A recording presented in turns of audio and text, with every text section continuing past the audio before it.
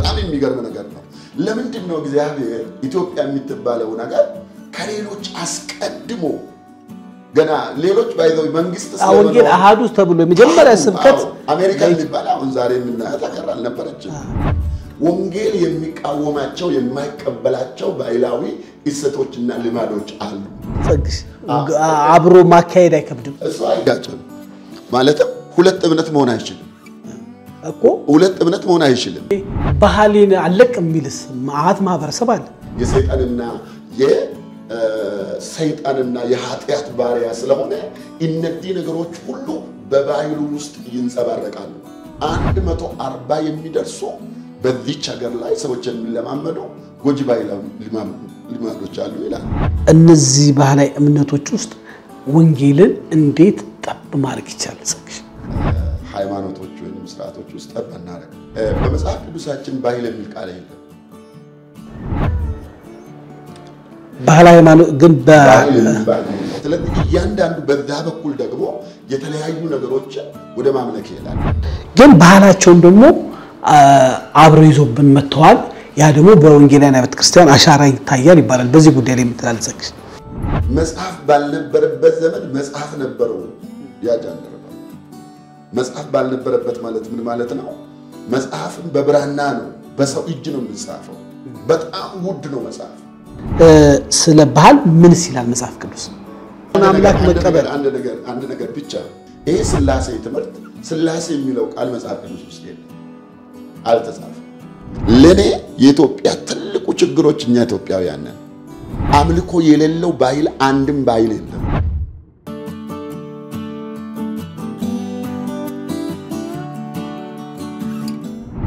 ሰላም ጤና ይስጥልኝ ውድ የአዴታ ሚዲያ አድማጭ ተመልካቾቻችን ሰላምና ፍቅርን ተመኘው ተሾመሽ በራው ነኝ በአለም ዙሪያ ላላችሁ ለአዴታ ሚዲያ አድማጭ ተመልካቾቻችን ይጠቅማሉ ያላችሁን ሐሳብ እንደምታውቁት ወደ እናንተ እናቀርባለን ያው እንግዲህ ብዙ ጊዜ የተለያዩ እንግዶችን እንቀርባለን እናንተን ኮሜንት ስናነብ ደግሞ ምን አለ አንዴ የተማረ ዕውቀት የጻፈ ሰው በተቀርቡልን ባላችሁ መሰረት ዛሬ እንግዲህ ከሐዋሳ ፈላልገን ወንጌላዊ ጸጋ በቀለን እየቀርብ ያለው ወንጌላዊ ጸጋ በቀለ በኢትዮጵያ ወንጌላውያን ቤተክርስቲያንም በሌላም ቤተ እምነት ውስጥ በጻፊነት የሚታወቅ ነው ሰባኪ ነው በሚገርም ሁኔታ ወደ 8 የሚሆኑ ቮሊዩማቸው ትልልቅ የሆኑ ጥናት ላይ በደንብ በቁም ነገር የተጻፉ መጽሐፍቶችን ጽፏል እንግዲህ መጽሐፉን እሱ በደንብ ይዘረዝረናል እኔ እንኳን ቢያንስ ከ10 ዓመት በላይ አቋለው በጽሁፍ የማይታማ በጣም በቁም ነገር ለሀገር ለትውልድ የሚጠቅም መጽሐፍቶችን ለትውልድ በማድረስ ብዙዎችን ባለራዕይ ያደረገነውና በዚህ ጉዳይ ላይ የተለያዩ መጽሐፍቶችን የጻፈው ጸጋ በቀለ በቅርቡ ደግሞ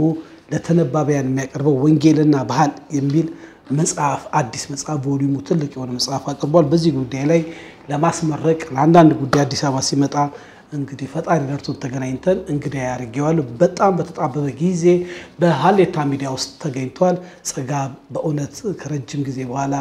ስላገኘው በትልቅ ደስታ ለአድማጮች ያስተዋውቃለሁ እንኳን በሰላም መጣ ታንክ ዩ አመሰግናለሁ ቸማንተና ጽሁፍ አትለያዩም በኢትዮጵያ ታሪክ ላይ እምነት ላይ ትኩረት የሚያደርጉ መጽሐፍቶችን ራዕይ ላይ ግብ ላይ የሚያተኩሩ መጽሐፍቶችን ጽፋለ ብዙ መጽሐፍቶችን ጽፋል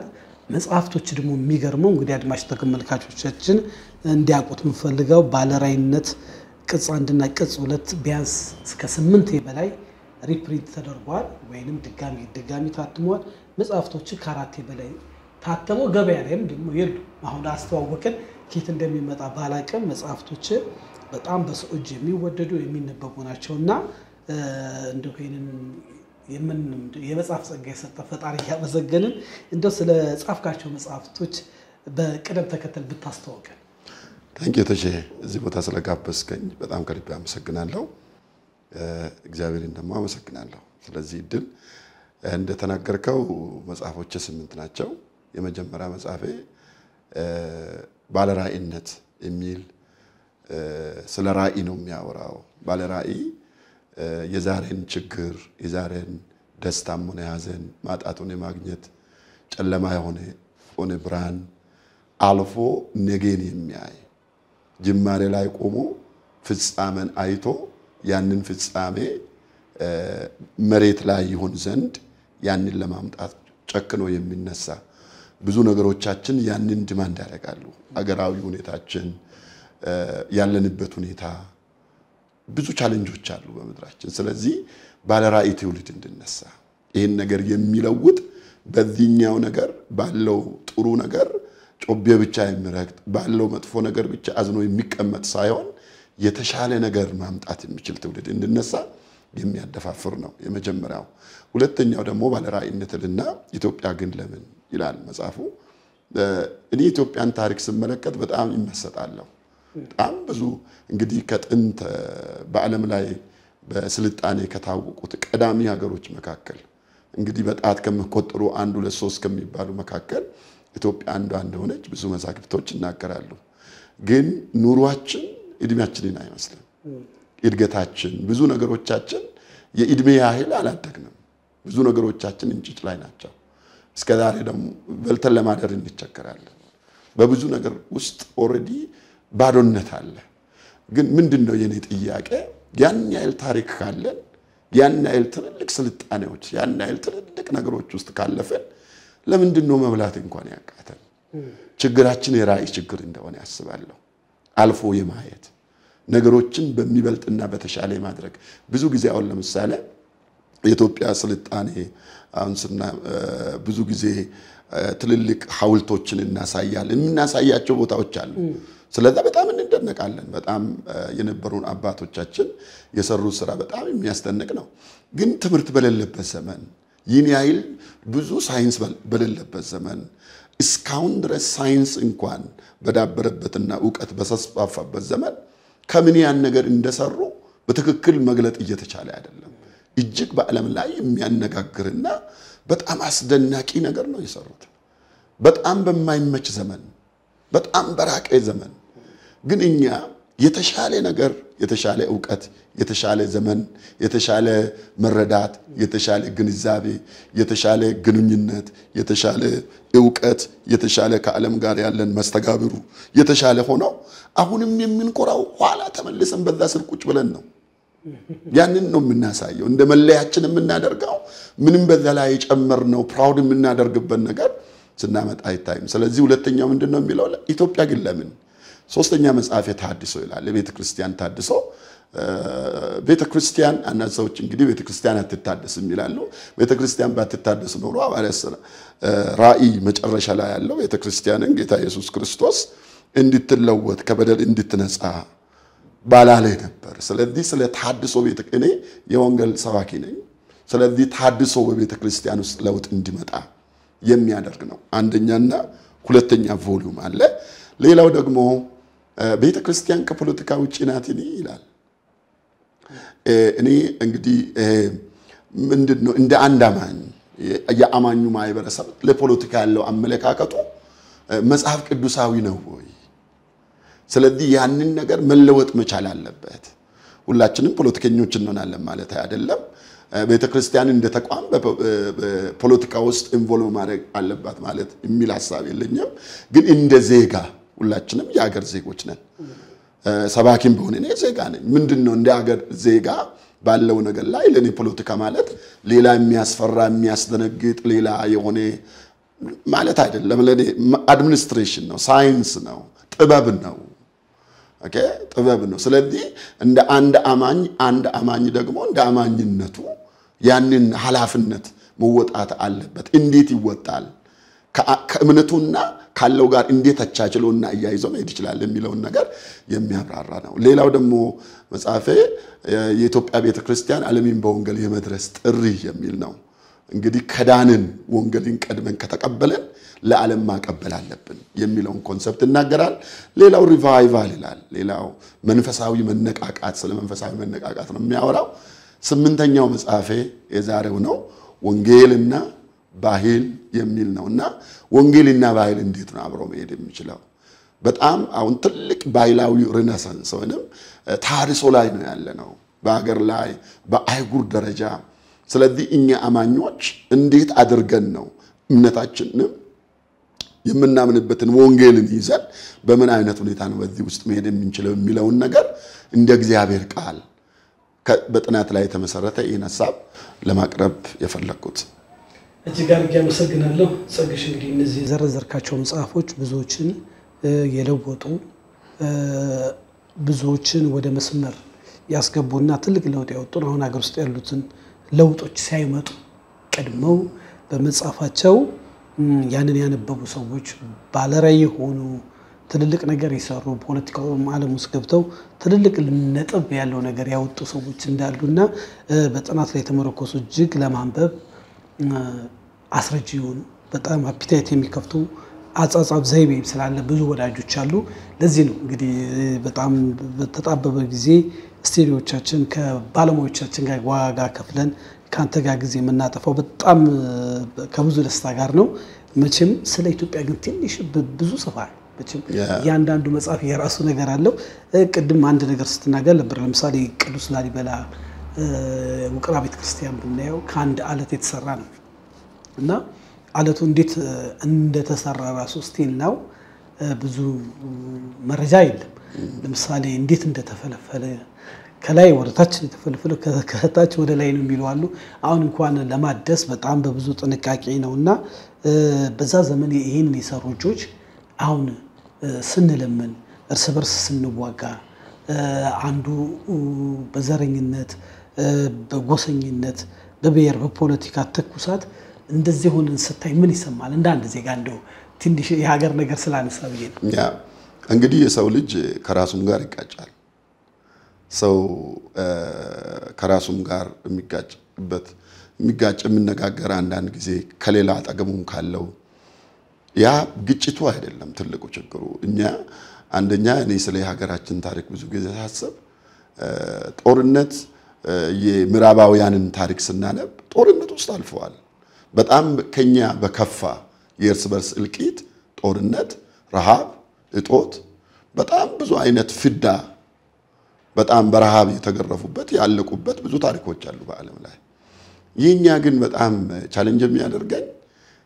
ሁሉ ጊዜ የኛ መለያው ነው መቀጠሉ ሁሉ ጊዜ ይሄን ነገር አሁን ለምሳሌ በሆነ ጊዜ አሁን ጦርነት ውስጥ በቅርብ ጊዜ በእኛ እድሜያችን በሆነ ጦርነት በጣም አሳዛኝ የሆነ ዓለም ሁሉ የደነገጠበት እኛም ያዘንበት ልባችን የተሰበረበት ብዙ ነገር ውስጥ እናልፋለን። ግን የሚገርመው ነገር እየተላለቅንም ከዛ የሚማር የሚተሰበር ልብ የሚደነግጥ ልብ ራሱን የሚጠይቅ ልብ ለምንድን ነው ይሄን የምናደርገው? ዋይ ወደዛ አይነት የሚመጣ ድሮም ኦሬዲ በታሪክ ውስጥ እንመለከት አንዳንዶች የሀገራችንን ታሪክ ስናገሩ ጦርነት ታሪክ ነው እዚች ሀገር ታሪክ ይላሉ። በከፊል እስማማለሁ። ብዙ ነገሮችን ስትመለከት እንደዛ አይነት መልክ ያላቸው ብዙ ነገሮች ስላሉ ስለዚህ ያለ መለወጡ ያለ መደንገጡ አቅጣጫችንን ለመለወጥ ያለ መፈለጋችን ሌሎች ጦርነትና ረሃብ ችግር ውስጥ ስላላለፉ አይደለም ያደጉት ከኛ በባሰ ነገር ውስጥ ሊያልፉ ይችላሉ። ግን በሆነ ጊዜ ነው ያንን ነገር አቆሙት ተማሩ ከጦርነት አዙሪቱ ካዙሪቱ ወጡ። ዋይ ለምንድን ነው እንደዚህ የምንሆነው አሉ። ወደ ሌላ ነገር ሺፍት አደረጉ። የኛ ትልቁ ቻሌንጅ ሺፍት የሚያደርግ ሜንታሊቲ ብዙ ጊዜ የለንም። ስለዚህ ያ ነው ለዚህ እንግዲህ ትልቁ ነገር ካለን መማር አለብን። ያለን አባቶቻችን በዛ ጊዜም ችግር አለ ስናነብ ባለው ግጭቶች ነበሩ የተለያየ አይነት ጉድለቶች አሉ። ግን ያ ሁሉ እያለ ነበር ይሄ ለውጥና እድገት ያመጡትና ለኛም እኔ ተስፋ አለ ብዬ አስባለሁ። ከተመለሰን ያለውን ነገር ለመለወጥ ከፈለግን ካለው ነገር ለመማር ልባችን ከፈቀደና በክፋት በልብ ጥንካሬና ድንዳኔ ለመቀጠል ካልፈለግን በጣም እንደሌሎች የማናድግበት የማንለወጥበት ምን ምክንያት አለ ብዬ አላስብም። እዚህ ጋር አመሰግናለሁ። እንግዲህ የጸጋ መጽሐፍቶች ለህይወት እንደማንዋል ለወንጌል እንደማንዋል ለተለያየ ራዕይ እንደማንዋል ከቤተ እምነት ውጭ ሆኑ ሰዎች ራዕይ ሰነቁባቸው ናቸው። በተለይ ደግሞ አሁን ደግሞ እንግዲህ ስምንተኛው መጨረሻው ይባላል ስምንተኛው መጽሐፍ ወንጌልና ባህል በጣም ብዙ ነገር ውስጥ የተካተተበት ነው። መቼም ወንጌል ይለውጣል ስላላችሁ ዘሰብኩ ባህል ደግሞ ኢትዮጵያ የባህላዊ ሀገር ናት። ብዙ ባህል ትውፊት ሃይማኖት ያለበት ሀገር ነውና ያን ሁሉ የሚዳስስ አንድ ብሩህ የሆነ ነገር የሚያሳይ ብዙ ሚስጥሮች የያዘ መጽሐፍ ነው። መጽሐፉን እንግዲህ በቅርቡ በተለያየ መጽሐፍት ሾፕና በተለያየ ቤተ እምነቶች በተለያየ አማራጭ ታገኛላችሁ። በዓለም ገበያም የጸጋ መጽሐፍቶች ይህንን ጨምሮ በተለያየ መልኩ ይቀርባል ብዬ እናስባለሁ። ይሄ መጽሐፍ እንግዲህ አልተመረቀም፣ ሳይመረቅ ነው እንግዲህ ያገኘነው እና ተመርቋል። ቅዳሜ ሐዋሳ ተመርቋል። ሌላ እዚህ መጽሐፍ ብዙ ጊዜ ስላስመረኩኝ ስላሌለ እጅግ አድርጌ አመሰግናለሁ። እንግዲህ ሐዋሳ ተመርቋል ተብሏል። መጽሐፉ ማግኘት ይችላሉ። ኦልሞስት ተሰራጭቷል። ኦልሬዲ ስርጭት ላይ ነን። እዚህ ደግሞ ለማስመረቅ ሞር ሐሳቡን ሰዎች አርቲኩሌት ለማድረግ ዝግጅት ላይ እንገኛለን። እንግዲህ እድሉን ካገኘን መጽሐፉን እናስመርቃለን እንመርቃለን። እንግዲህ እስቲ ወደ መጽሐፍ ገጾቹ እየገለጠን አንዳንድ ጉዳዮች እናያቸው። በጣም በብዙ ሐሳቦች የተነሱ ናቸው። እንደው ወንጌልና ባህል የሚል አርዕስት ነው የሰጠው። ወንጌልና ባህልስ አብሮ ሄዳል? ለምሳሌ አንዳንድ ባህሎች ከወንጌል ይጻራሉ። ስለዚህ ለነዛ ባህሎች ወንጌል ያስፈልጋቸዋል የሚባል አለ። አይ ባህላችን ይዘን ደግሞ ወንጌልን መስበክ አለብን የሚሉ አሉ። አይ እንዳለ ደግሞ ባህሉን ሙልጭ አርጎ አጥፍቶ አዲስ ባህል ጭኖ ወንጌል ደግሞ የሚሰበከው እንዲህ ነው የሚባል አለ። እንደ ወደ ውስጥ ዝርዝር ከመግባታችን በፊት ደው ወንጌልና ባህልን እንዴት ተገልጿል? አንተ ራስህ ጸሐፊ። ኦኬ መጀመሪያ የሁለቱን ልዩነት ብናስቀምጥ ጥሩ ይመስለኛል። ባህል ማለት የአኗኗር የአንድ ማህበረሰብ የእሴቶች ጥርቅም ነው። ባህል ማለት እሴቶች ማለት ምን ማለት ነው? ለምሳሌ እንበልና የአለባበስ ስርዓት አለ፣ የአመጋገብ ስርዓት አለ፣ የጋብቻ ስርዓት አለ፣ አብሮ የመኖር የአስተራረስ ስርዓት አለ፣ የቤት አሰራር አለ። ማህበረሰብ አንድ ላይ በሚኖርበት ጊዜ ረጅም ዓመት ዘመናትን በቆጠረው የአኗኗር ዘይቤው ሲወርድ ሲዋረድ አንዱ ከአንዱ እየተቀበለ ያሳደገው የአኗኗር ዘይቤ ነው ባህል ማለት። እዛ ውስጥ ቋንቋ አለ፣ እዛ ውስጥ የአምልኮ ስርዓት አለ። እነዚህ ነገሮች ሁሉ አንድ ላይ ተይዘው ባህል የሚባል ስያሜ ይሰጣሉ። ባህል በሌላው ጎኑ ብዙ ስነ ባህል የሚያጠኑ ትምህርተ ሰብ ያጠኑ ምሁራን ባህልን ይሄ ነው ብሎ ለማስቀመጥ ያስቸግራል ይላሉ። ባህል በጣም ብዙ ነገሮች ብዙ ሰዎች በራሳቸው አንግል ስለሚተነተኑና ትርጉሙን በጣም ሰፊ ስለሆነ በአጭሩ ግን ስናስቀምጠው የልዩ ልዩ የብዙ ቫልዩ የስብስብ ነው፣ እሁድ ነው አንድ ላይ። ወንጌል ደግሞ ሰማያዊ የሆነ የእግዚአብሔር ሐሳብ ነው። ወንጌል ማለት የሰው ልጅ የጠፋውን የዓለም እግዚአብሔር በክርስቶስ ኢየሱስ በኩል ለማዳንና ወደ ራሱ ለማምጣት የሰራው አዲስ ምዕራፍ ነው። ስለዚህ እነዚህ ሁለቱ የተለያዩ ነገሮች ናቸው። ባህል ሰዎች ለራሳቸው ባህልን ባይዘው የሚፈጥረው ግለሰብ ባህልን መፍጠር አይችልም። ባህል ማህበረሰባዊ ነው። ወንጌል ሰማያዊ ነው፣ አምላካዊ ነው። ስለዚህ እነዚህ የተለያዩ መሆናቸውን መጀመሪያ ማወቅ መቻል አለብን። እዚህ ውስጥ ደግሞ ቅድም እንዳልከው እንዴት ነው ሁለቱ የሚታረቁ የሚባለው? ወንጌል ሰማያዊ ይሁን እንጂ ወንጌል ወደ ሰው የሚደርሰው የማህበረሰብን ባህል መሳሪያ አድርጎ ነው። በእኔና በአንተ መካከል እየተግባባን ያለነው በቋንቋ ነው። ይሄ ቋንቋ ራሱ የባህል አካል ነው። ይሄ ቋንቋ ከሌለ እኔ ወንጌልን ላንተ ማቀበል አልችልም፣ ወይንም ለሌላ ሰው መስበክ አልችልም። ስለዚህ ይሄኛው መሳሪያ ነው ማለት ነው፣ አጋዥ ነው ማለት ነው። ስለዚህ ባህልና ወንጌል የሚጣሉ ጠላት አንዱ ከአንዱ ጋር ጠላት አይደሉም። ለምሳሌ ወንጌል መድኃኒት ነው፣ ባህል ደግሞ ባህል አኗኗር ነው ብለናል። ኢትዮጵያ ውስጥ ያሉ እንግዲህ ሰፊ ባህልና ወጎች አሉ። በእነዚህ ባህሎች ውስጥ ወንጌልን መስበክ ይቻላል። ባህላችንን ሳንለቅ ወንጌልን መቀበል ወይ ወንጌልን አምነን መሄድ እንችላለን። አንዳንዶቹ ደግሞ የለም በባህል ውስጥ ራሱ ሃይማኖት አለው፣ እምነት አለው እና ይሄንን አብሮ ማስኬድ ይቻላል። አብሮ ማስኬድ ይቻላል ማለትም ምንድነው? ሁለት አካሄድ ነው ያለው። ባህል ሰዋዊ ነው፣ ወንጌል ሰማያዊ ነው። ባህል ጊዜያዊ ነው። ስለ ባህል ያጠኑ ምሁራን ሲናገሩ ባህል ይወለዳል ያድጋል ይሞታል ይላሉ ተለዋዋጭ ነው ባህል ወንጌል ግን በዘመናት መካከል የማይለወጥ የእግዚአብሔር ሐሳብና መልእክት ነው ስለዚህ ይሄን ሁለቱን አንድ ላይ በመናመጣበት ጊዜ እንዴት ነው ቅድም ነገር ያለው አንድ ነገር ያለ ባህል ወንጌልን እንዴት ነው ማድረስ የምንችለው ባህል ማለት የምንናገረው በዓለም ላይ ያለው ቋንቋ ሁሉ የባህል አካል ነው ስለዚህ በባህል የባህል አካል እንደመሆኑ መጠን ወንጌል ራሱ መጽሐፍ ቅዱስን ስንተረጉም ያንን ባህል እየተጠቀምን ነው ያለነው ያንን ባህል እየተጠቀምን ነው ያለነው ለምሳሌ አንድ አካባቢ አንድ ሰው ሄዶ ወንጌልን ለመስበክ በሚሄድበት ጊዜ መጀመሪያ የመጣበትን ወንጌል ዝም ብሎ አይሰብክም ቁጭ ብሎ የማይበረሰቡን ባህል ያጠናል ምንድነው የሚወዱት ምንድነው የሚጠሉት ምንድነው እዚህ ባህል ውስጥ ከወንጌል ጋር የሚጻረር ነገር ምን አለ ነገሮችን አይቶ ያለውን ነገር በዛ አይነት ሁኔታ ያደርጋል ስለዚህ ወንጌል ውስጥ ባህል ውስጥ ከወንጌል ጋር በመናስተያይበት ጊዜ ከወንጌል ጋር የሚጋጩ ባህላዊ እሰቶች አሉ ለምሳሌ የአምልኮ ስርዓት እያንዳንዱ ባህል ውስጥ ብዙ ሰዎች ሲናገሩ እኔ ስሰማ ይሄ ባህል ነው እንጂ አምልኮ አይደለም ይላሉ ግን ኖርማሊ በዓለም ላይ ባለው ሁኔታ አምልኮ የሌለው ባህል አንድም ባህል የለም ባህሉ የራሱ አምልኮ ስርዓት የሌለው ባህል የለም በዓለም ላይ ማይበረሰብ አንድ ላይ በሚሆንበት ጊዜ ይሄ ቀላል ነው ለማስረዳት አንድ ማይበረሰብ አንድ ላይ በሚሆንበት ጊዜ በውስጡ የተፈጠረ የማምለክ ረሃብና ፍላጎት አለ ጥማት አለ ያንን በውስጡ ያለውን የማምለክና እግዚአብሔርን የመለመን ፍላጎቱን ለማስታገስና ያንን ረገብ ለማድረግ ለራሱ በዚህ ባህል ውስጥ የአምልኮን ስርዓት ይፈጥራል የትኛው ማይበረሰብ ይፈጥራል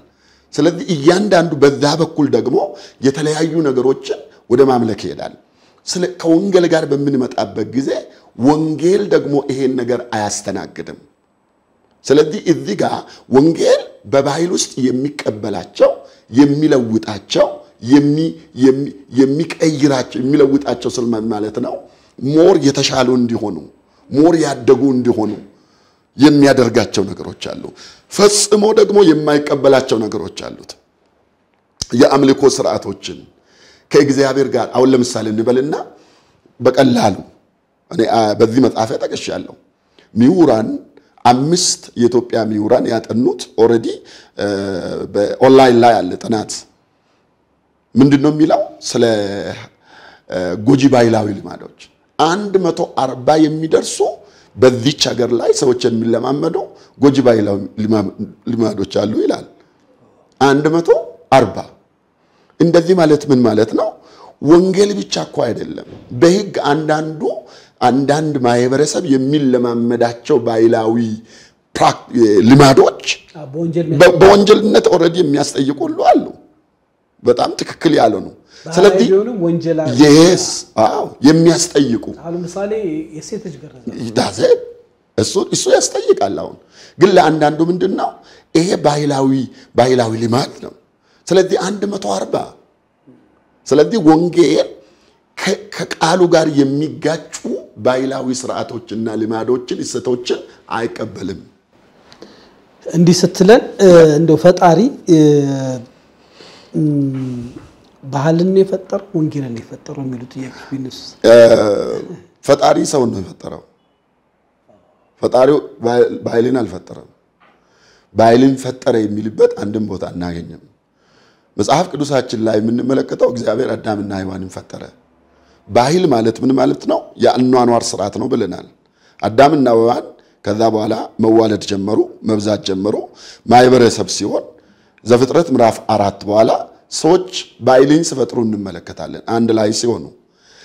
ነገር ግን አንድ ነገር እንመለከታለን በአዳምና በሔዋን መካከል ለምሳሌ ቋንቋ የባህል አካል ነው ብለናል መጀመሪያ አዳምና ሔዋን እግዚአብሔር እርስ በርሳቸው ይለዋወጡ የነበረውን ቋንቋ እኔ እግዚአብሔር ኦሬዲ ያንን ፈጥሮ እንደሰጣቸው አምናለሁ ስለዚህ መልካም ባህልን በመፍጠር ሂደት ውስጥ እግዚአብሔር የሆነ ድርሻ እንዳለ አምናለሁ ሌላው ደግሞ ሰውን ራሱ የፈጠረው እግዚአብሔር ነው በመልካችን እና በምሳሌያችን እንፍጠር ያለው እግዚአብሔር ሰው በሚፈጥረው ይሄ ሰው ማንኛውም እግዚአብሔርን ይወቅ አይወቅ ይመን አይመን ይከተለው አይከተለው የእግዚአብሔር መልክና ምሳል አለበት በሰው ልጅ ውስጥ ስለዚህ ይሄ በእግዚአብሔር የተፈጠረው ሰው የፈጠረው ባይል ስንመለከት ሙሉ በሙሉ የእግዚአብሔር ነገር የለበትም ማለት አንችልም የእግዚአብሔር ነገር አለበት ማለት ደግሞ ያ ያለው ነገር ከእግዚአብሔር ጋር ሰዎችን ለማገናኘት ብቁ ነው ማለት ደግሞ ማለታችን አይደለም ሰው እግዚአብሔር ሰውን ፈጠረ ሰው ደግሞ ባይልን ፈጠረ ስለዚህ በዚህ ውስጥ የምንመለከተው ነገር ምንድነው ሰው በመድር ላይ በሚኖርበት ጊዜ ባይልን ሲፈጠር በዚህ ውስጥ ደግሞ ከፈጣሪው ጋር ስለተጣላ ከእግዚአብሔር ጋር አስቀድሞ ስለተጣላ ባጢያ ስለወደቀ የሰይጣንና የኃጢአት ባሪያ ስለሆነ እነዚህ ነገሮች ሁሉ በባይሉ ውስጥ ይንጸባረቃሉ መልካም እንግዲህ ቅዱሱን የመጽሐፍ ቅዱስ እናጠና አብዛኛው ከባህል ጋር የተጻፈ ነው ለምሳሌ ብሉይ ኪዳን ስናይ የዕብራውያንን የአይሁድነትን ተጽዕኖ ለምሳሌ በዓላቶች ልኳሉ የተዘረዘሩ እነዛ በዛ በዓላት ውስጥ ፈጣሪ ስራውን ሲሰራ እናያለን በአዲስ ኪዳን ደግሞ ያው የግሪክም ተጽዕኖ እናይበታለን የወንጌል የሚሰብኩ ሰዎች በባህላዊ ቦታ ውስጥ እንኳን ተገኝተው ሃይማኖታዊ ስርዓቶች ላይ ወንጌልን ሲናገሩ እናያለንና እነዚህ መጽሐፍ ቅዱስ ላይ ያሉት ስለ ባህል ምን ይላል መጽሐፍ ቅዱስ መጽሐፍ ቅዱስ ላይ ባህላቶች ይገለጻሉ እንደው መጽሐፍ ቅዱስ ስለ ባህል ምን ይላል ራሱ መጽሐፋችን በመጽሐፍ ቅዱሳችን ባህል የሚል ቃል የለም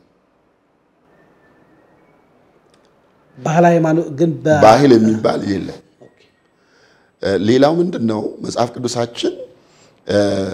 እንግሊዝኛው ነው ካልቸር ነው የሚባለው በአማርኛው ባህል እንላለን በሁለቱም የመጽሐፍ ቅዱስ በሁለቱም ቋንቋ በተጻፉት መጽሐፍ ውስጥ ካልቸር የሚልም የለም እንግሊዝኛ ውስጥ አማርኛም ደግሞ ባህል የሚለው የለም እንደዚህ በመንልበት ጊዜ አንድ ጥያቄ ወደኛ ይመጣል ባህል የሚለው ቃል ወይንም ካልቸር የሚለው ቃል በእንግሊዝኛው ባህል የሚለው በአማርኛ ውስጥ ከሌለ መጽሐፍ ቅዱስ ስለ ባህል አይናገርም ወይ የሚል ጥያቄ ያስነሳል መጽሐፍ ቅዱስ ስለ ባህል አልጠቀሰም ወይ አይናገርም ወይ ለሚለው መጽሐፍ ቅዱስ ስለ ባህል በጣም ይናገራል ለዚህ መልስ ምንድነው የሚለው ለምሳሌ በክርስትና ዓለም በሁሉም ክርስትና አስተምሮች ውስጥ ስላሴ የሚል ትምህርት አለ ትሪኒቲ የሚለው አብ ወልድ መንፈስ ቅዱስ አሐዱ አምላክ የሚለው ይሄ ስላሴ ትምህርት ስላሴ የሚለው ቃል መጽሐፍ ቅዱስ ውስጥ የለም አልተጻፈም ግን ስላሴ የሚለው የክርስትና ዋናና ቁልፍ ትምህርት ነው ስላሴ የሚለው ቃል መጽሐፍ ቅዱስ ውስጥ ያለ መኖሩ የስላሴን ትምህርት የመጽሐፍ ቅዱስ ማዕከል መሆኑን አልከለከለውም እንደዛውም ሁሉ ባህል የሚለው ቃል መጽሐፍ ቅዱስ ውስጥ ያለ መጽሐፉ የባህል ትምህርት የመጽሐፍ ቅዱስ አንዱ ትምህርት መሆኑን አልከለከለውም መጽሐፍ ቅዱስ ውስጥ ባህል የሚለው ቃል ሐሳብ በስፋት ተጠቅሷል ለምሳሌ 3 ቃሎች አሉ በአዲስና በብሉይ ኪዳን ባህል የተገለጠበት መጽሐፍ ቅዱስ ወግ ይለዋል በአይሁድ ወግ ይላል ሁለተኛው ደግሞ ሥርዓት ይላል ሌላው ደግሞ ልማድ ይላል እነዚህ በስፋት በአዲስ ኪዳንም በብሉይ ኪዳንም ለምሳሌ አሁን ስለ ኢየሱስ ክርስቶስ ከሞተ በኋላ በአይሁድም ወግና ሥርዓት ገነዙት ይላል ወግ ስለ ወጋችሁ ማቴዎስ 15 ላይ ስንመለከት ስለ ወጋችሁ የእግዚአብሔርን ቃል ቻላቸው ወግ ስል ምን ማለቱ ነው ባህል ማለቱ ነው አማርኛ ወግ የሚለው የአማርኛ መዝገበ ቃላት ስንፈልግ ባህል ነው ስለዚህ ባህል የሚለው ትውልድ ከትውልድ ስተላለፍ የመጣውን ሐሳብ ለማመልከት በዚህ አይነት ሁኔታ መጽሐፍ ቅዱስ ገልጦታል መልካም በጣም ጥሩ ማብራሪያ ነው እነዚህ ሐሳቦች ግን መጽሐፉ ላይ በደንብ ሰፍሯል በጣም ሰዎች በጣም በከጥናት በሰፊው ገስተያምቡ በጣም ጥሩ ነው አሁን እየነገርከን ያለው ለምሳሌ ብዙ የሃይማኖት ክርክር ላይ ስናይ ስላሴ ተብሎ ያልተጻፈውን ጨመራችሁ ቀነሳችሁ ይሏል ግን ያው መጽሐፍ ቅዱስ አዋቂዎች ስላሴ በስራ ወይንም በስራቸው ነው የሚታወቁት አይደለም መጽሐፍ ቅዱስ ላይ መጽሐፍ ላይ ስላሴ ተብሎ አልተጻፈም ግን ስራቸው ነው ያለን ባህል ደግሞ እንዳልከው ወግ ስርዓት ተብሎ የተዘረዘሩት ከባህል ጋር ስለሚያዙ እነዚህ ነገሮች በሌላ ቋንቋ እንዳገኛቸዋለን እንጂ በስፋት መጽሐፍ ላይ ያሉ መልካም እንደው የተለያዩ ባህላዊ እምነቶች አሉ ኢትዮጵያ ውስጥ እነዚህ ባህላዊ እምነቶች ውስጥ ወንጌልን እንዴት ጠብ ማድረግ ይቻላል ሰዎች ወንጌል ባህላዊ ሃይማኖቶች ወይንም ስርዓቶች ውስጥ ጠብ አናረግም ወንጌል ራሱን የቻለ ከሰማይ የመጣ ፍጹም የሆነ ቅዱስ የሆነ ከእግዚአብሔር ዘንድ የመጣ መልእክት ነው ወንጌል ራሱን ችሎ የቆመ ነው ባህላዊ ሃይማኖትና እምነቶች የምንለው እዛ ውስጥ በጣም የሚያስደንቅ አንድ ነገር አለ እኔ ስለ ባህላዊ ሃይማኖት ሳስብ አንድ የእግዚአብሔርን ነገር ይመለከታለሁ የእግዚአብሔርን ነገር የሚመለከተው ምንድነው ሰዎች ባህላዊ ሃይማኖት ሰዎች በራሳቸው መንገድ እግዚአብሔርን የሚፈልጉበት መንገድ ነው ለዚህ ነው ለሁሉም ባህል የተለያዩ ባህሎች የራሳቸው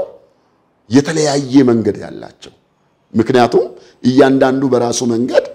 ያለውን ነገር ስለፈጠረውና በዛ አይነት መንገድ ነገሮችን ስለሚያደርግ እዛ ውስጥ ምንድነው የሚደነቀው የእግዚአብሔር ሥራ ነው የማስበው ድርጊቱ እንደ እግዚአብሔር ቃል የመጽሐፍ ቅዱሳዊ ነው እግዚአብሔርን የሚያሳዝን ድርጊት ነው ምኑ እግዚአብሔር የመጽሐፍ ቅዱሱ እግዚአብሔር የሚታወቀው በክርስቶስ ኢየሱስ ብቻ ነው የመጽሐፍ ቅዱሱ እግዚአብሔር ጌታ ኢየሱስ ክርስቶስ ሲናገር እኔ መንገድም ሕይወትም እውነትም እኔ ነኝ ነው ያለው ያለ እኔ ማንም ወደ አብ ሊደርስ አይችልም ብሎ ዘግቶታል ሐዋርያው ዮሐንስ ደግሞ ሲናገር በክርስቶስ ትምህርት ለማይኖር ሰው እግዚአብሔር የለውም ይላል ምንድነው እኔ በባህላዊ ውስጥ የማደንቀው ነገር አንድ ሚል የማምለክ ፍላጎት እግዚአብሔርን የመፈለግ የመጠማት የመራብ በገባቸው መንገድ አምላክ አለ ፈጣሪ አለ ሁሉን ነገር ያደረገ አለ ብለው በራሳቸው መንገድ መፈለጋቸው ድርጊቱ እንደ እግዚአብሔር ቃል እንደ መጽሐፍ ቅዱስ ቅቡልነት ላይ ኖረው ይችላል ነገር ግን ይሄ ረሃብ በሁሉም ሰው ውስጥ እግዚአብሔር የፈጠረው ክፍተት ነው ከዚህ የተነሳ ሰዎች ምንድነው የሚሉት አንዳንድ ሰዎች በሁሉም ሰው ውስጥ እግዚአብሔር የራሱን ክፍተት ፈጥሯል ቫኪዩም ባዶ ቦታ አለ ሰዎች ያንን ባዶ ቦታ በተለያየ ነገር ይሞሉታል አንዳንዱ በገንዘብ አንዳንዱ በዝና አንዳንዱ በሃይማኖት አንዳንዱ የተለያየ ስርዓቶችን በማድረግ ይሞሉታል በእግዚአብሔር ዘንድ ያ መንገድና አሰራር ቅቡልነት ላይ ኖረው ይችላል እንዴት አድርገን ጠብ እናደርጋለን ለሚለው ጠብ እናደርግም ክርስቶስ ኢየሱስን እንሰብካለን ወንጌልና ባህልስ እንዴት እናያለን እንደዚህ በዚሁ መልኩ ነው ወንጌልና ባህል የምናየው ምንም አይነት ወንጌል ሰማያዊ ነው ይሄ ሰማያዊ የሆነ ወንጌል የሚሄደው ለሰው የሚደርሰው በሰዎች ባህል በኩልም ጭምር እኮ ነው አንዱ ባህል ያልነው እኮ ቋንቋ ራሱ ባህል ነው ያልነው ቋንቋ እኮ ከሌለ እኔ እናንተ እኮ መግባባት አንችልም እኔ እኮ ላንተ ወንጌል መናገር አልችልም ስለዚህ በእኔና ባንተ መካከል ጠቅሞናል ጌታ ኢየሱስ ክርስቶስን እንውሰድ ጌታ ኢየሱስ ክርስቶስ የሰውን ባህል እኮ በሰው ባህል እኮ ነው የተገኘው በሰው ባህል መካከል እኮ ነው ተወልዶ ያደገው ግን በዛ ውስጥ ሁሉ ሰውን መስሎ የመጣው ሰው ሆኖ የመጣው ሰውን ሊያድን ነው አሁንም እኛም ወንጌልን እንሰብካለን በመንልበት ጊዜ ሰዎች ውስጥ ያለውን ነገር ሁሉ ዲስፓይስ በማድረግ ወደ ዳር በማድረግ በመቃወም አይደለም እንደ እግዚአብሔር ቃል የሆኑትን ከወንጌል እውነት ጋር የማይጋጩትን ባይሎችን እንዋጃቸዋለን እንቀበላቸዋለን እንጠቀምባቸዋለን ያን ይዘን ወደ ሰዎች እንነዳለን ከወንጌል ጋር የሚጻረሩ ባይሎችንና ልማዶችንና ስርዓቶችን ደግሞ እንደ አንድ አማኝ አንቀበልም ያመኑ ሰዎችም ደግሞ ያን እንዳይቀበሉ እናስተምራለን እንዴ ባህሊን አለቅ የሚልስ ማአት ማህበረሰብ አለ አሁን ለምሳሌ ክርስቶስን የሚያምን ኦኬ ባህሉንም አብሮ የሚያራምድ አለ ለምሳሌ ያ ባህሉ ቀደም እንዳልከው ባህሉ የትኛው ባህል ውስጡ ምን አለው እምነት አለው ብለናል አይጋጭም አብሮ ማካሄድ አይከብድም እሱ አይጋጭም ማለትም ሁለት እምነት መሆን አይችልም እኮ ሁለት እምነት መሆን አይችልም ባይ ዘ ወይ ኢየሱስ ክርስቶስን በመንሰብክበት ጊዜ በግዴታ አይደለም በሰው ላይ በመጫን አይደለም ሰዎችን በማስፈራራት አይደለም ክርስቶስ ከላይ የመጣው በፍቅር ነው የሞተው ለሰው ልጆች ፍቅር ነው ሊያድናቸው ኑ ነው ያለው ስለዚህ ሰዎች የነበርኩበትንም ይዤ አንተንም ይዛለው የሚለው ሁለት ያባረረ አንድንም አይዝም እንደሚባለው አይነት ነገር ይሆናል እሱ የሚያስከድ ነገር የለውም ስለዚህ የሚሻለው ባለዲ ግን አንድ ነገር ብቻ ወንጌል ከባይል ብለን ሁሉንም አንድ ላይ እንዳንጨፈልቅ እንዳንይዘው መጠንቀቅ መቻል አለብን ወንጌል የሚቃወማቸው የማይቀበላቸው ባይላዊ እሰቶችና ልማዶች አሉ እነሱ መጽሐፉ ላይ ለዚህ አለ አንድ ሰው ወደ ወንጌል ይመጣል ካለ እነዛንም አለቅም ካለ ወደ ክርስቶስ መምጣት አይችልም መምረጥ መቻል አለበት መጽሐፍ ቅዱሳችን ላይ ሐዋርያው ጳውሎስ ሲናገር ከዚህ በፊት የተመላለሳችሁበት ያ ህይወት ይበቃችኋል ክርስትናኮ ባይ ዘ ወይ ባረጀ ነገር ላይ አዲስ ነገር መልበስ አይደለም ክርስትና ማለት አዲስ የሆነውን ክርስቶስን መልበስ ማለት ነው ጥሩ እናዚህ መጽሐፍ ላይ የኢትዮጵያ ጥንታዊ ባህል እምነቶችና ባህላቶችን በጥናት መልክ ተዳሰው ጥቅማቸውና ጉዳታቸው ከመጽሐፍ ቅዱስ ወይን ከወንጌል እይታ ሰፍሮ እናገኛቸዋል ማለት ነው ይሄ መጽሐፍ ኦሬዲ ዲቴል አላማው እነዛን ባይላዊ ሃይማኖቶች ስርዓቶች ድርጊቶች በዓላቶችን መተንተን አይደለም የመጽሐፉ ዓላማ መጽሐፉ የተጻፈው በዋናነት ለአማኞች ነው ላመኑት ሰዎች ያመኑ ሰዎች አሁን ትልቅ ባይላዊ ሂዳሴ አለ በአለም ላይ ኢትዮጵያ ብቻ አይደለም ባይዛው በአፍሪካ ሁሉ ላይ ይሄ ነገር እየተደረገ ነው ያለው ስለዚህ እንደዚህ እየሆነ ባለበት በዚህ ጊዜ አንድ ሰው ያመነ ሰው ወንጌልን የተቀበለ ሰው ክርስቶስን የሚከተል ሰው ይሄ መንገድ ያዋጣኛል የዘላለም ቤቴ ነው ብሎ ያመነ ሰው እምነቱን ሳይቀይጥ ሳይደባለቅ መጽሐፍ ቅዱስ ከማይቀበላቸው ነገሮች ጋር ሳይነካካ ሌላው ደግሞ አስፈላጊ የሆነውንም ነገር ከራሱ ሳይጥል አሁን ተረዳኸኝ አስፈላጊ የሆነውን ባይላዊ እሰቶቹንም ሳይተው እንደ እግዚአብሔር ቃል ያልሆነውን ደግሞ ሳይቀበል በሚዛናዊነት እንዴት ነው መሄድ የሚችል የሚለውን ሐሳብ ነው መጽሐፍ የሚያወራው በጣም መልካም እንግዲህ ቅዱስ መጽሐፍ ስናይ ከአገልጋዮቹ መሃል ወንጌልን ለዓለም ካደረሱ መሃል ካልተሳሳትኩ ወደ ግሪክ ሄደው የእግዚአብሔር ሰው እነዚህ የግሪክ ባህላዊ እምነቶችን በማየት መጨረሻ ላይ የሰበከበት መንገድ ለኛ ለኢትዮጵያኖች ያስፈልጋል እሱን ታሪክ ተክሰን እንድናይ በባህሎቻችን እሱ በጣም ጥሩ ነገር አነሳ ሐዋርያው ጳውሎስ ወደ አቴንስ በሄደ ጊዜ ያደረገው ነገር በጣም ልብ የሚነካ ለዚህ ንግግራችንም በጣም ትልቅ መሰረት የሚሆን ነገር ነው ያምናለሁ እና ጳውሎስ በሐዋርያት ሥራ ላይ አቴንስ ከተማ ላይ ሲገኝ ከተማው በጣዖት ተሞልቶ ይላል እንግዲህ ያ ባይላዊ ሃይማኖታቸው ነበር በጣዖት ተሞልቶ ባየ ጊዜ በመንፈሱም ይበሳጭ ነበር ይላል በጣም እረፍታቶ በጣም ያለው ለፈጣሪ መሰጠት አምልኮ ለሌላ በመሰጠቱ ያ በመሆኑ በጣም ልቡ አዝኖ አያለቀን እዛ ውስጥ እየዞረ አርፋጎስ የሚባል ገበያ አለ የነሱ ልምድ ምንድነው ያንን ሶፊያ ይሉታል ግሪኮች በተለይ በንግግር ብልጫ የሚያምኑ የተለያየ የአማልክት ስሞችን መድረክ አዘጋጅተው እንደ ገበያ አይነት ቦታ ነው ስለዚህ እነዚህ በጣም ተናጋሪዎች ያንን አማልክት ወክለው ንግግር ያደርጉ ነበር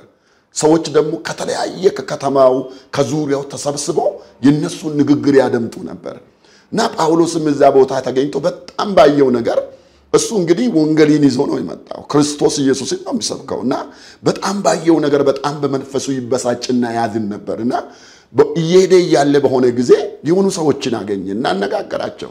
ከዛ በኋላ እነሱ እንግዲህ በጣም ብዙ አይነት አማልክት ነው የሚያመልኩትና አንተም የሆነ ሌላ አዲስ አመጣ እንደ ምናምን ደስላል ያንተም መሳብና ያንን መድረክ ነገ እንሰጣለን እዛ ቦታ ሁሉም ሰው በሚሰበሰብበትና ብለው ይጋብዙታል ጳውሎስ ከዛ በኋላ ወደ ቦታው ይሄዳል ወደ ቦታ ከሄደ በኋላ የከተማው ህዝብ መኳንንቶች በጣም ብዙ ሰዎች ናቸው እንግዲህ ያንን ነገር ሊሰሙ የመጡትና ጳውሎስ መድረኩን ያዘ እዛ ቦታ ላይ ጳውሎስ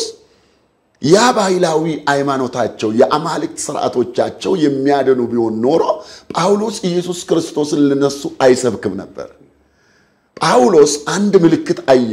ስሞች ተጽፏል ለእያንዳንዱ አማልክት ያየው ምንድነው ለማይታወቀው አምላክ የሚለውን ስም ሲያይ ያንን እንደ እድል ተጠቀመ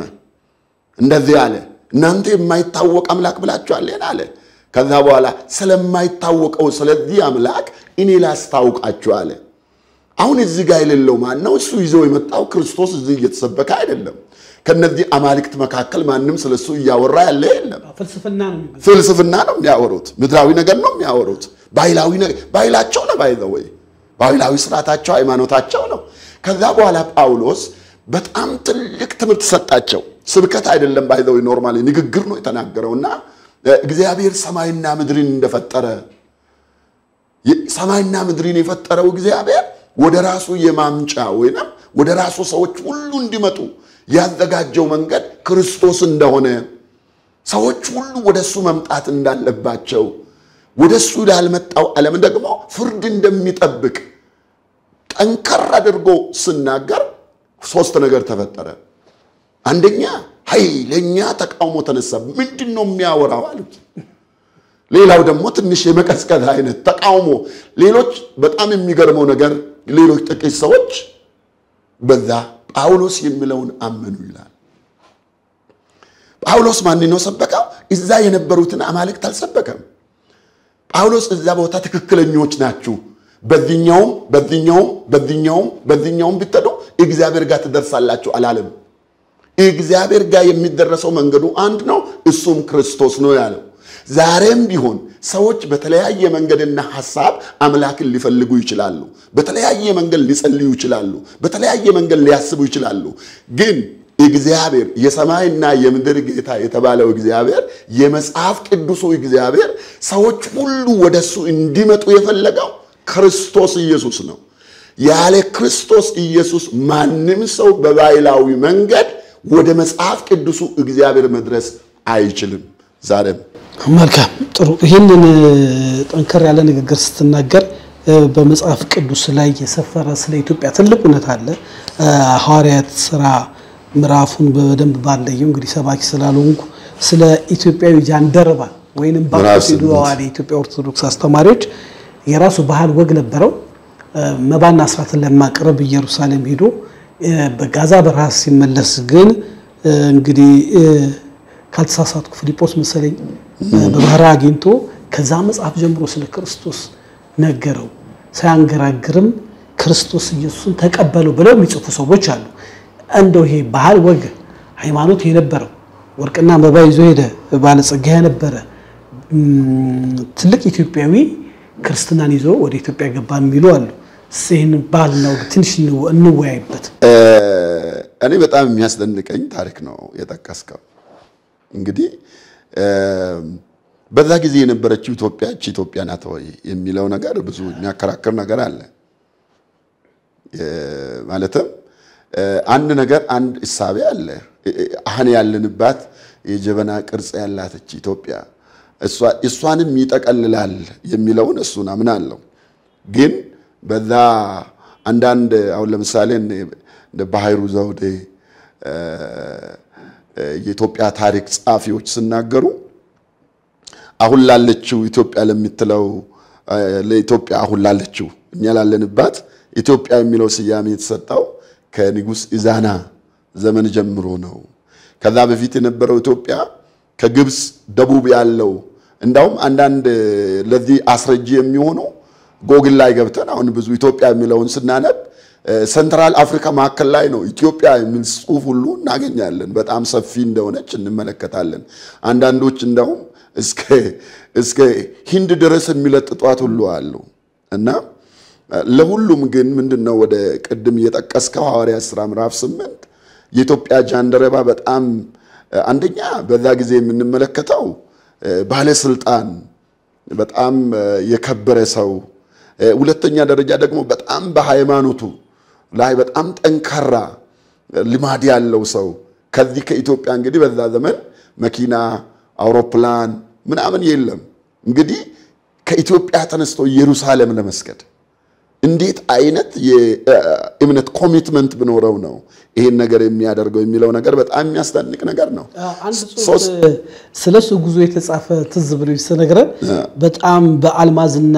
በተለያየ ዳይመንድ ያው ይዞ ሄደው የታጨቀ ሰረገላ ስለነበረ አሁን ዓለም ላይ ከሚታዩት የቅንጦት መርከቦች በዋጋ ይበልጥልባል ይላል። እንዴት ባለጸጋ ሀገር ነው ለማሳየት ያለው። ሌላው ደግሞ እኔ በጣም ከመጠን በላይ የሚገርመኝ ያነብ ነበረው እኮ መጽሐፍ ባልነበረበት ዘመን መጽሐፍ ነበረው። ያ ጃንደረባ መጽሐፍ ባልነበረበት ማለት ምን ማለት ነው? መጽሐፍም በብራና ነው፣ በሰው እጅ ነው የሚጻፈው። በጣም ውድ ነው መጽሐፍ። እንደ ዘመናችን ወረቀት ላይ አይጻፍም። እና በዛ ዘመን ደግሞ የሚገርመው ነገር የኢሳይያስን መጽሐፍ እኮ ነው እያነበበ የነበረው። እንዴት አይነት ከየት ነው ያገኘው? ያ ብቻ አይደለም፣ ኢትዮጵያዊ ሆኖ እያነበበ ያለው መጽሐፉ የተጻፈው በዕብራይስጥ ነው። የቋንቋ ችሎታውን ስታይ ያለውን ለእምነት ያለውን ልብና መንፈስ ዋጋ የመክፈል የመቁረጥ መንፈስና ልብ ስትመለከት በጣም የሚያስደንቅ ነገር ነው። ግን ከዛ ይሄ እንግዲህ ምናልባት ባህል የምንለው ስወርድ ስዋረድ የመጣ ልምድ በጣም ስጠነክርና ስደድር ባህል ይሆናል። ኦሬዲ ምናልባት ስወርድ ስዋረድ ከዘሩ ካለው ቤተሰቡ የተቀበለው የአካባቢው ሃይማኖት ሊሆን ይችላል የነበረበት ከዛ ጋር ከኢየሩሳሌም ጋር መያያዙ ይሄ መንፈሳዊ ነገሩን ትመለከታለህ። ግን እዛ ጋር የምትመለከተው ነገር ምንድነው? ያ ልምድ እኮ በራሱ ትክክል ነው ለሱ በራሱ አይን መጽሐፍም ይላል በሰው አይን መንገዱ የቀናች ናት እንደሚለው ማለት ነው። ግን እግዚአብሔር ሲመለከተው ከእግዚአብሔር ሐሳብ ጋር ሰውየው አልነበረም። እሱ የነበረበት መንገድ ሌላ ነው። ፊልጶስ በመንፈስ ቅዱስ ተነጥቆ በጋዛ መንገድ ላይ ለሱ ሲገለጥ ለሱ ተገልጦ ሲሰብከው እሱ ያነበበ ካለው ከዛ መጽሐፍ ከዛ በኋላ ነገሩ ምንድነው የምታነበው ታስተውላለህ ይሄ ነው ያለው። የሚያስረዳኝ ሰው ካለ ያነብ ነበር እንጂ የሚያነበውን ነገር ራሱ የመረዳት የመገንዘብ ትህትና የለበትም። እዚህ ላይ በጣም ትልቅ አሁንና ቃልን ሚለው ነው እኮ መጽሐፍን እሱ በጣም ይሄ በጣም የሚያስደንቅ ነገር ነው። እውነቴን ነው። ይሄ ትልቅ ልብና መንፈስ ነው። በጣም የሚያስደንቅ ትህትናው የመማር ፍላጎት በጣም ትልቅ የሚያስተምረን ትልቅ ነገር አለው። ይሄ እና የሌላውን እርዳታ መፈለግ ከሌላው መረዳት ለማወቅ መፈለግ ይሄ በጣም የሚገርም ነው። እንደሰረገለ ይውጣ ከነጋሩን ብሎት ከዛ በኋላ ነገረው። ከዛ ደግሞ በጣም የሚገርመው ነገር እንደዚህ የሚያስረዳውና የሚያመለክተው በማጣቱ እንጂ በዛ መስመር ላይ ያለው እያወቀ ጠሞ አይደለም። እምቢ ብሎ አልነበረም። አውሮፓ እኮ ወንጌል የገባው በምዕራፍ 16 ላይ ነው። ሊዲያ በምትባለው ጳውሎስ የመቄዶንያ ሰው ወደዚህ ወርደ እርዳን በሚለው ያ ታሪክ ወንጌል ወደ አውሮፓ የገባበት ትልቁ ጊዜ ነው ወይንም ታሪክ ነው ተብሎ ይታሰባል። የኛ ግን ምዕራፍ 8 ላይ ነው ያለው። በጣም የሚገርም ነገር ነው። ለምንድን ነው እግዚአብሔር ኢትዮጵያ የምትባለው ነገር ከሌሎች አስቀድሞ ገና ሌሎች ባይዘው መንግስት ስለመኖር አሃዱ አሜሪካ የሚባል አሁን ዛሬ የምናያት ሀገር አልነበረችም። ሀገሩ ይኖራል እንጂ ሌላ ቦታ አልነበራትም። እሷ ሌላው ሩቅ ምስራቅ ያለው ምንም ነገር በዛ ዘመን ከወንጌል ጋር የተያያዘ ታሪክ ምንም አልነበራቸውም። ግን በዛ ጨለማ የበሬ ግንባር የሚታከለው ከእስራኤል ሀገር ወንጌል ሳይወጣ ለዚህ ጃንደረባ በዚህ ጃንደረባ በኩል ወንጌል ለኢትዮጵያ እንዲመጣ እግዚአብሔር ሲያስብ በርግጥ አንዳንዶች በጣም እግዚአብሔር ስለሚወደን እግዚአብሔር እንደዚህ ሊሉ ይችላል። እኔ ግን አንድ ነገር እመለከታለሁ። አዎ እግዚአብሔር ሁላችንንም ይወዳል፣ ኢትዮጵያን በልዩነት ይወዳል ብዬ እኔ ኖርማሊ አላምንም። ነገር ግን አንድ ነገር አያለው። ምንድነው እሱ ማያው? ኢትዮጵያውያንን ለዓለም ሁሉ ይሄን እውነት ለማድረስ እንዲዘጋጁ የመጀመሪያውን እድል እግዚአብሔር እንደሰጠን አምናለሁ። ትልቅ ዓላማ፣ ትልቅ የሚስዮናዊነት ዓላማ፣ ትልቅ ዓለምን በዚህ እውነት ሌሎችን የመድረስ ይሄን ሐሳብ የማስፋፋት እግዚአብሔር እድሉን እንደሰጠና ያለውና ሰውየውን በዛ አይነት ሁኔታ ነው የምረዳው። እኔ ኦሬዲ ባይሉ ውስጥ ነበር፣ በጣም ሃይማኖተኛ ነበር። ከዛ በኋላ ታሪኩን ለማጥናት ታሪክ ያለው ምንድነው የሰራው ኢትዮጵያ ውስጥ መጥቶ የሚለው በጣም የተለያዩ ሐሳቦች አሉ። ግን ባለው ነገር ላይ ገስፎና በጣም ጠንክሮ የወጣ በእግዚአብሔር መንፈስ ምሪት ፊልጶስ ተልኮ እንደሰበከለት እሱም እንደተቀበለው በዛ ልክ ኢትዮጵያ ውስጥ በሱ አገልግሎት የተስፋፋ ነገር እንዳለ ታሪክ በጣም ጎላ አድርጎ የሚያሳየው ነገር የለውም። በዛ አይነት ሁኔታ ያለው ሰባኪ ስለወንግ ጸግሽ ደስም አለው ይላል እና ወንጌል ኢትዮጵያ ውስጥ የገባው በጦርነት ሳይሆን በደስታ ነው። በአንዳንድ ሀገሮች በጦርነት ነው የሚገባው ሃይማኖት። ኢትዮጵያ ውስጥ ወንጌል የገባው በደስታ ነው ማለት እንችላለን። በደስታ በኢትዮጵያዊ ጃንደረባ ደስም አለው ይላል። ደስም አለው ሰውየው እንግዲህ ትልቁ ወንጌል ማለት እኮ መለኮታዊ ደስታ ነው። ማንንም ሰው ወንጌል ውስጥ ሲገባ ከመደሰት ውጭ ሌላ ምርጫ የለውም። ይድሮም ደስታውንም ያው ደስታ ነው ገላው እና መሰግናለን። ይሁንና ጸልግሽ እንግዲህ መጽሐፍቱ ላይ ብዙ እውነታዎች አሉት። እነዚህን አስደናቂ የሆኑ ትንታኔዎችንና ታሪካዊ ሰነዶችን እዚህ መጽሐፍ ላይ ታገኛላችሁ። ያው እንግዲህ ወንጌልና ባህልን እንዴት አድርጎ ማስታረቅና ማስኬድ ይቻላል ብሎ በትንታኔ መልኩ የቀረቡ መጽሐፍት ናቸው። እንግዲህ አዲስ አበባ ውስጥ ይመረቃል ብለን ተስፋ እናደርጋለን። ሐዋሳ ተመርቋል ብሎናል። እንደው ዳንተ ልምጣና በተለይ በወንጌላውያን ቤተክርስቲያን ውስጥ አንተ በምትሰብክባቸው ቤተክርስቲያን ውስጥ ይሄንን ያህል ሴትና ባህል ያላት ሀገር፣ ይሄን ያህል የወንጌል እውነት ያላት ሀገር የመጣው ከምዕራባውያን አሁን ቀደም ያልካቸው እኛ ወንጌል ስንቀበል በታሪክ እውነት ላይ የሌሉ ሀገሮች ወንጌልን ሚዘው ደግሞ እኛ ሀገር በየጫካው በየዱሮ ይሰበኩ አሉ። ታሪካዊ እውነት አላቸው። ግን ባህላቸውን ደግሞ አብረው ይዞብን መጥተዋል። ያ ደግሞ በወንጌላውያን ቤተክርስቲያን አሻራ ይታያል ይባላል። በዚህ ጉዳይ ላይ የምትላልጸክ? አዎ እንግዲህ ካንተ ጋር ሳውራ ካንተ ጋር ስበላ ተጠጣ ስቆይ አንተ ባይሊን ይዘህ ወደ እኔ ትመጣለህ፣ በማወቅም ባለማወቅም። እኔም የራስን ወደ አንተ ይዤ እመጣለሁ። ስለዚህ አሁን ለምሳሌ አሁን ያለነው አዲስ አበባ ውስጥ ነው። አዲስ አበባ ማዕከል ናት። ከሁሉ ቦታ ሰዎች የራሳቸው ባህል፣ የራሳቸው ቋንቋ፣ የራሳቸው ታሪክ፣ የራሳቸው እሴት ያላቸው ሰዎች ይመጣሉ። ሲመጡ ሳትወድ አንዳንዱን ከሌላው ሼር ታደርጋለህ፣ አንተም ደግሞ ለሌላው ትሰጣለህ። ስለዚህ ሚስዮናውያን ወንጌልን ይዘው ወደ አፍሪካ ሲመጡ ያላቸውን ነገር ሼር ማድረጋቸው የራሳቸውን ባህል ጭምር ለኛ ኦሬዲ ከኛ ባህል ጋር ከወንጌል ጋር ለኛ መስጠታቸው አሁን ለምሳሌ እንበልና አንዳንድ ቤተክርስቲያን አሰራሮች ስትመለከት እንደዚህ የሚመስሉ ቸርቾች ምናምን አሁን እነዚህ አሁን ኦሬዲ ከራሳቸው ሀገር ያመጡት ነው። ባህልም ነው የራሱ። ምንድነው እኛ ሀገር በረዶ የለም፣ ቤት ላይ የሚቀመጥ በረዶ የለም። ለነሱ እንደዚህ አይሰራም ቤት። ይሄኛው በረዶ ላይ እንዳይቀመጥ ተደርጎ በረዶ በራዩ ላይ ተንሸራቶ እንዲወርቅ ብለው የሚሰሩት አይነት ነገር እንደሆነ እናያለን።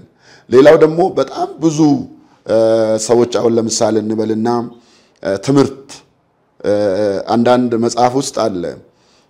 ሰዎችን ሲያስተምሩ አንዳንድ ቦታ ከአራተኛ ክፍል በላይ መማር ኃጢአት ነው ብለው ሁሉ አስተምረዋል። ወንጌልን ይዘው የመጡት እንደዛ እንዳስተማሩ እኔ አንድ አባት አግኝቻቸዋለሁ ቡርጂ በሚባል ሀገር ብዙ ልጆቹ ከዛ አካባቢ ካሉ ሰዎች የሱ ልጆች በጣም ተምረዋልና እንዴት ሆነው ነው የተማሩት ብዬ ስጠይቃቸው እኔ እኮ ልጆችን ከቡርጂ ወደ ይርጋለም በመውሰድ ከቤተ ክርስቲያን ተክሳስ ስር ገብቻለሁ አሉኝ ካራተኛ ፍልከፍ አድርገው ታዲያ ተንኮል የለበት ጠግሽ አለ ምንድነው እዚህ ጋር በጣም ጥንቃቄ ማድረግ ያለብን ሰዎች ናቸው ፈረንጆች እኮ ማለት አምላክ ነው በጅምላ አንጨፈልክም ጥሩ ሰሩ አሉ ግን ደግሞ እንደዚህ እስከ አራተኛ ማትማሩ ያለው እሱ እኮ ትክክል አይደለም ብያለሁ እሱ ትክክል አይደለም ብያለሁ ስለዚህ ባይላቸውን ብዙ አደራረጋቸው ወደኛ አምጥተዋል ሌላው ደግሞ በጣም የሚገርም ትልልቅ ነገር ማድረጋውልናል ለምሳሌ አሁን ደቡብ ስተድ ትምርትን መማርን በጣም የሚገርም ትምርትን ኦሬዲ የመሰረቱት እነሱ ናቸው ከታች እስከ ላይ የሕክምና ዘመናዊ ሕክምናን በዛ ዘመን መንግስት እንኳን ለደቡቡ ማይበረሰብ መድረስ በማይችልበት ዘመን ሕክምናን ያ ብቻ አይደለም ውጭ እስከ ውጭ ሀገር ድረስ የተለያዩ ቦታ እኔ አሁን ለምሳሌ ገጠር ባለፈ ጊዜ እጄ ገጠር እንኳን ሰው ታሞ ከዛሬ 60 ዓመት በፊት አውሮፕላን እዛ ኦሬዲ ሲያርፍ ራሱ እነሱ አውቀው ያቁም በፈረንጅ ዘመን ሄሊኮፕተር እዛ መጥቶ ሕክምና ኦሬዲ እዛ ካልተቻለ ወደ ሌላ ቦታ ይወስዳቸው እንደነበር ትምርትን ሕክምናን በሚመለከት ይሄ ዘመናዊ ኑሮን በማስተማር ትልቅ ከሁሉ በላይ ደግሞ ከተለያየ የአምልኮ ስርዓትና የጨለማ እስራት ማይበረሰቡን ፈተዋል ብርሃን ሆነዋል መንገድ አሳይተዋል አሁን አንተ ወዳልከው ደግሞ ሲመጣ ጥሩ ያልሆነ ነገር ደግሞ አድርገዋል በማይበረሰቡ ላይ ጥሩ ያልሆነ ማይበረሰቡ እንዳይነቃ ይበልጥ እንዳይማር የራሳቸውን አመለካከት ሁሉን ነገር ሚዛን የራሳቸው አለ ምሳሌ አሁን እንበልና ከበሮ አሁን ሲዘመር ከበሮ ባይላዊ አይነት ኢቃዎች እነዚህ የማሳይጠን እነዚህ እንደማይጠቅሙ የማድረግና ከቤተ ክርስቲያን የማውጣት በኪቦርድ የነሱ ጊታር ቅዱስ ኪቦርድም ቅዱስ ከበሮ ደግሞ ሁለቱም እግዚአብሔር ይመለክበታል ሌላው ደግሞ እነሱ ሲያደርጉት ያለውን ነገር ምንድነው ይሄ የሰው ድካም ነው በራሳቸው ወንጌል ይሄን አላደረገም ሰዎች ናቸው አንዳንድ ቦታ ደግሞ በዘመኑ እንደዚህ እንደ ምንድነው ይሄ ጌቶች ሁሉ ይባሉ ነበር አንዳንድ ቦታ የነበረው ማይበረሰባዊ ውቅሩ እንደዛ ስለነበር በሀገር ውስጥ በዛ አይነት ሁኔታ ራሳቸውን ትሪት ያደርጉ እንደነበር እንደዛ አይነት የሚባሉበት ሁኔታ ሁሉ ነበር ያ የሰው ድካም ነው ያ ሰው ድካም ነው የራሳቸውን ባይል በተወሰነ መልኩ እንደዛ ጭነዋል የወንጌል ሰባኪያን ወደ ጌትነት እየተለወጡ ያሉ ብዙ ሰባኪያኖች አሉ እሱን በጊዜና በወቅቱ አላዘግሽ መልካም እንግዲህ እነዚህን አስደናቂ መጽሐፍቶችን በማንበብ ወንጌልና ባህል ሚለውን ሐሳብ በጥልቀት ታገኙታላችሁ እንደው ጸግሽ ወደ መጨረሻው እንጣና ኢትዮጵያ ውስጥ እንደመኖር ከሀገር ውስጥም ከኢትዮጵያ ውጭም ብዙ ሀገሮችን በአገልግሎት ሄዳል በኢትዮጵያ ቆዳ ስፋት ደግሞ ያረከትክበት ቦታ የለም በዛም ደግሞ መጽሐፍ ቅዱስ ታስተምራለህ ይልክ እንደው የሚበላለጥ ባህልና ሃይማኖት አለ ብለህ ታምናለህ ጸግሽ እንደው ባህል አሁን ኢትዮጵያ ውስጥ ካየው የኔ ባህል ይበልጣል ሚለውና አንዱን እንዲቀበለው ሳይሆን የመበላለጥና የመፎካከር ነገር ጎልቶ ይታያል እንዴት ታያዋለህ ጸግሽ የሚበላለጥ ሰው ከሌለ የሚበላለጥ ባህል የለም ባህል የሰው ስራ ነው ባህል ማይበረሰብ አንድ ላይ በመኖሩ የፈጠረው ለአብሮ መኖሩ አብሮ ለመኖር አብሮ ለመግባባት ደስታውንም ሐዘኑንም በማንኛውም ጊዜ ያለውን ነገር አብሮ ነገሮችን ለመውጣትና አብሮ ለመኖር የፈጠረው መልክ ስርዓት ነው ባህል ማለት ይሄ ነው ሌላ ነገር አይደለም ብዙ እሰቶች እዚህ ውስጥ አሉ ብያለሁ ስለዚህ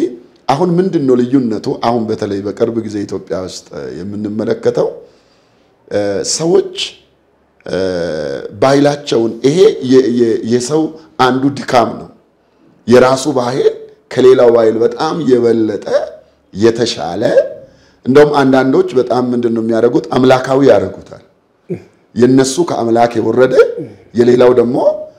ከምድር የሆነ አይነት አድርጎ ለማቅረብ የሚጥሩ ይሄ ሰዎች ለራስ ቆርሶ አይነት ነገር ነው እንጂ እንደዛ አይነት ነገር የለም ግን ምንድነው ያለው ተብሎ በሚታይበት ጊዜ አንዳንድ አሁን ማህበረሰቦች አንዳንድ ማህበረሰብ በቁጥር በዛ ይላል አንዳንድ ማህበረሰብ በቁጥር ደግሞ አነስላል ይሄ ያለ ነገር ነው ምንድነው የሚሆነው በቁጥር በዛ ብለ አንድን ባህል ስትገልጠው ስትኖረው በማህበረሰቡ መካከል ስትናገረው ስትለማመደው ስታሳየው ስትገልጠው ስትለብሰው በዛ አይነት ሁኔታ ስታሳየው ምን ይሆናል በጣም ብዙ ቦታ የመታየት እድል አለው ከዚህ የተነሳ እዛ ባህል ውስጥ ያሉ ሰዎች ባህላቸው ከሌላው አሁን ነበርና አነስ ያለ ማህበረሰብ ደግሞ አንደኛ አሁን ለምሳሌ ሚዲያ ላይ አይታይም እሱ ቢታይም ደግሞ እንደ ነገሩ ነው የሆነ ጥቂት ሰዎች ያሳያሉ ከዛ ያልፋል ይሄኛው ሰፊው ግን ከፍተኛ ሚዲያ የውጭ ሀገር ሚዲያ የሀገር ውስጥ ሚዲያ ሁሉም ሰው ይሄን ያያል በዓለም ቅርጽነትም ለመመዝገብ ደግሞ እሱ በጣም ጥሩ ነገር አመጣ ስለዚህ በዓለም አቀፍ በዩኔስኮ ደረጃ ነገር ሬጅስተር የሆነውና አንድ ያልሆነው ባህልና የሆነው ባህል እንዴት ሊታወዳደረው ይችላል እዛ ውስጥ ያለው ሰውዬ ምንድነው የሚለው የኛቆ በዩኔስኮ ደረጃ ሁሉ ምናምን እንደዚህ ማለት ይሄኛው ባህል ከዛ ባህል ይበልጣል ማለት አይደለም ኦኬ ባህል ከባህል አይበልጥም ለዛኛው ባህሉ የራሱ ነው ጥቂት ቢሆንም ማለት ነው በዛ ባህል አይመራም እሱ የራሱ ነው ስለዚህ ባህል ሰው ከሰው አይበልጥም ባህል የሰው ስራ ነው ስለዚህ አንዱ ባህል ከሌላው ባህል ይበልጣል የሚባል ነገር ምንም አይነት ነገር የለም ባህል በራሱ ባህል ነው መልካም እንደው መጨረሻ ጥያቄ አሁን ሀገራችን ያለችበት ሁኔታ አለና እንደው በመንታ መንገድ ላይ ናት የሚሉ ሰዎች አሉ የለም ጥሩ ቪዥን ጥሩ ነገር አለ የሚሉ አሉና እንደው ስለ ኢትዮጵያ ያለ ተስፋ ከዚህ በፊትም ይሄን ጥያቄ ጠይቄያለሁ ከ4 አመት በፊት ማጠቃለያ ያላርገ በጣም ብዙ የተናገርካቸው ራይ የሚመስሉ ነገሮች መሬት ላይ ወርደው ያዩዋቸው አሉና ምን ትላል ኢትዮጵያ እኔ በራሴ አይደለም በሰዎች አይደለም በእግዚአብሔር በመታመን እኔ ተስፋ ነው ያለው እየሆነ ያለውን ነገር የሚደረገውን ነገር ሁሉን ነገር አጨልሜም አላየም በጣም የተሻሉ ነገሮች አይተን ሰምተን የማናቀው በጣም አስደማሚ የሆነ